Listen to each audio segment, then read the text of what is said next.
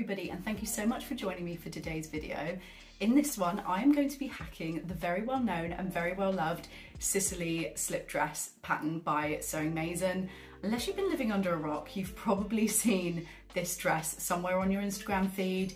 It's a beautiful bias cut cow neck slip dress, and it's been so popular for so many reasons. It's absolutely gorgeous.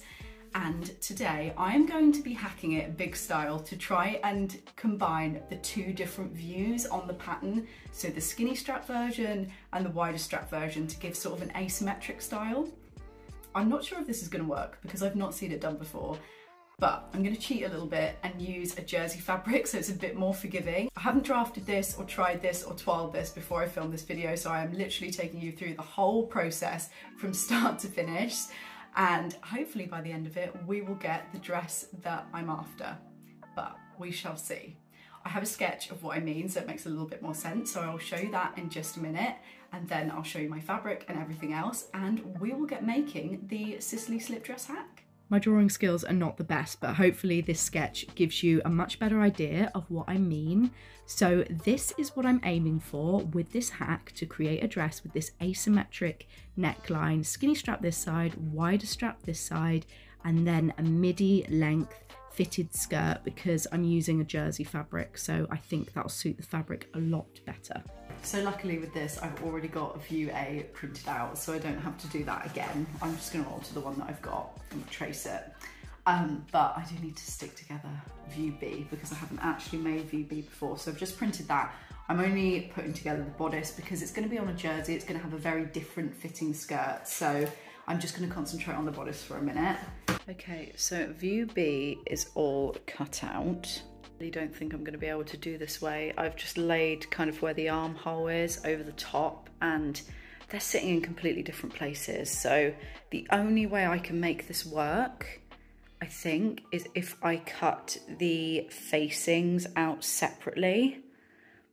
But I still don't know. I still don't know if that's gonna work, so I might have to rethink this. Okay.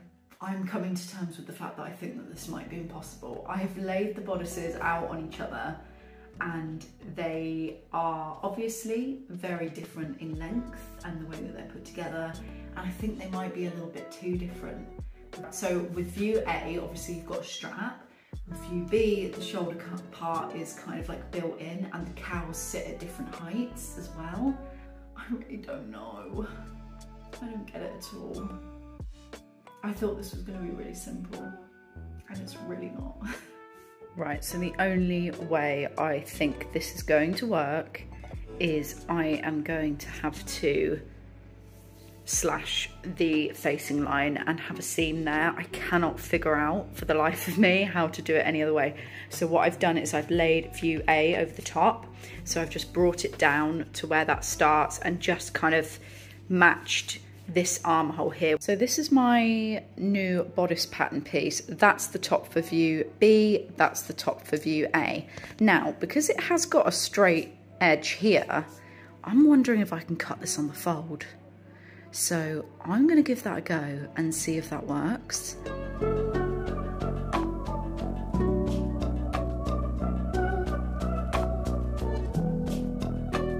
I'm so excited right now.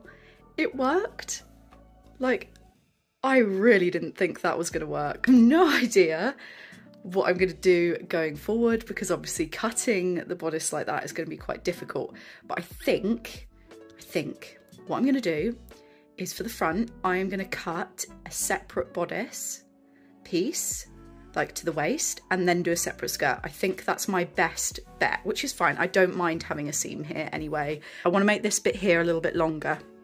So I need to go back to the drawing board and just alter that. But aside from that, I am so happy. I'm over the moon. Can you tell? How annoying am I? Long time no see. It's been a couple of weeks since I started filming the first part of this video, because my fabric has only just arrived today. We've been having on and off postage strikes here in the UK, so it's been a little bit all over the place in terms of deliveries and stuff like that. I think this one got caught up in the chaos a little bit. I just want to show you this beautiful, beautiful fabric, because I'm very keen to get back into this project. As soon as I opened this package, I was like, I'm cutting this today. This is the fabric that I chose. It's this beautiful, beautiful burnout velvet leopard print glitzy jersey. It is so, so nice. So I don't know if you can see on the camera, but it's a little bit sheer. It's got a lovely, lovely drape. It's really, really soft as well. And then it's got a really good bit of stretch as well. So no need for bias cutting or anything like that, which is perfect. So I was literally about to start cutting out and just realised that I haven't even adjusted the back piece yet. So I'm going to do that quickly. I haven't even printed the back piece in View B. Hopefully the adjustments won't be too complicated. Right, so for the back, I'm thinking what I'm going to do is this side is just kind of slope this down here. And then what I want to do is just take this so it kind of joins there. So this is what I've come up with for my back bodice and back facing. So instead of going straight across like I was originally going to, I decided to kind of scoop it down because I think that looks a lot better. I did this by eye, so I'm just going to do a really quick toile in some spare jersey that I've got just to make sure that it looks okay. As I mentioned earlier, because this is a jersey, I want to do a much more fitted skirt, so I'm just using a fitted jersey dress pattern that I have already, but you could use a fitted jersey dress that you've got as a template if you wanted. So I'm just going to grade it here where it's not matching up under the armholes, and then do a quick toile of this just to make sure that it looks okay as well, and then I can use it as a template for cutting out. This is my back piece. I'm really happy with how this is looking, and I'm going to use the same skirt at the same point for the front piece as well because it sits exactly where I need on my waist. So we're now finally at the stage where we can cut into this. I'm so ready for that because I'm so bored of drafting right now. It's unreal, and I haven't even done that much today. But I'm very, very keen to get this sewn. So I'm going to use that back piece that I've just shown you as the template for the back piece for it.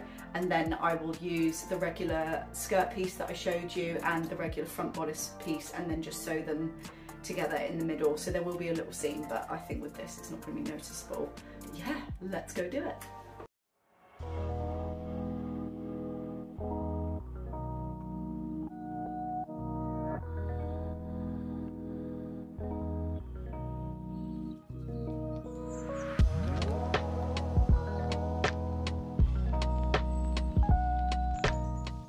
A front piece.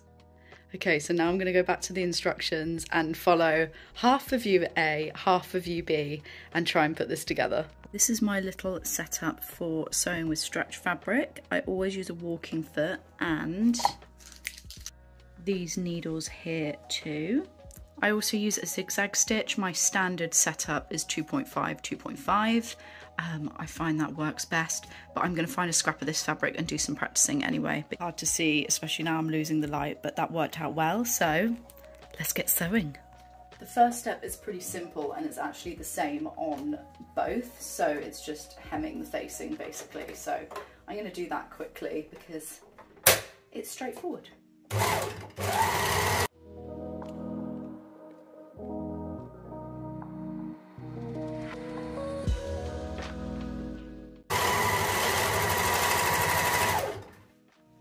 So as I thought, the next step is going to be very confusing because I am basically following the instructions for two completely different dresses and trying to combine the two instructions. So what I'm going to do is I'm going to go through the instructions and write down what I need to do so I'm not flitting back and forth. Step 2, sew in the strap on the view A side and then understitch. Step 3, pin the two back pieces right sides together and then pin and stitch. Next, you're going to follow step 4 on the view B instructions and sew the shoulder seams together. So the next step here is we are going to burrito, which is how we sew up this underarm seam here. So it's a little bit easier when you don't have two armholes. So basically all I'm going to do is just kind of fold this and place the strap across. So it's going through the middle. And then what you want to do is you want to get your bodice to be right sides together.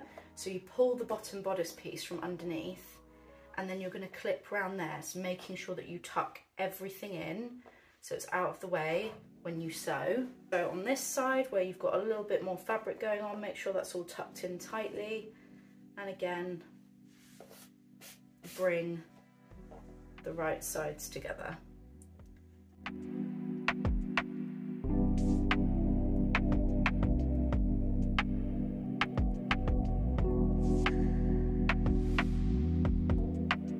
Just go back and double check they haven't caught anything in there, but it should look a bit like this.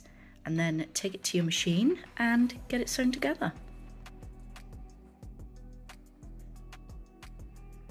Okay, so after that you should have something that looks a little bit like this, and what I'm going to do is just using the strap, mine's not attached by the way yet, I always do that at the end after a try on, to get the length right. So I'm going to pull everything through, and it's literally everything, so you just got to keep going.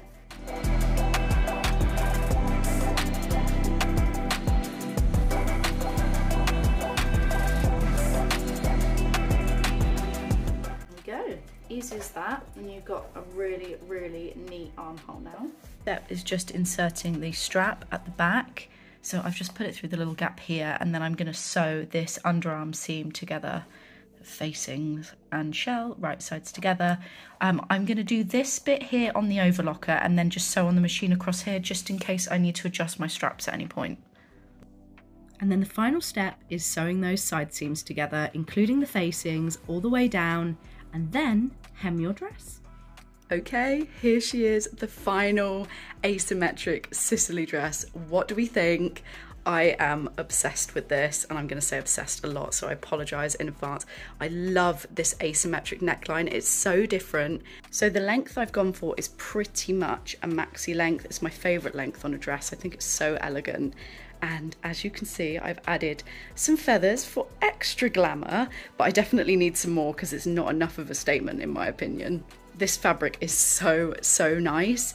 It's just a really different take on a black velvet. As you can see here where I've not lined it, it's not actually that sheer, so it's absolutely fine.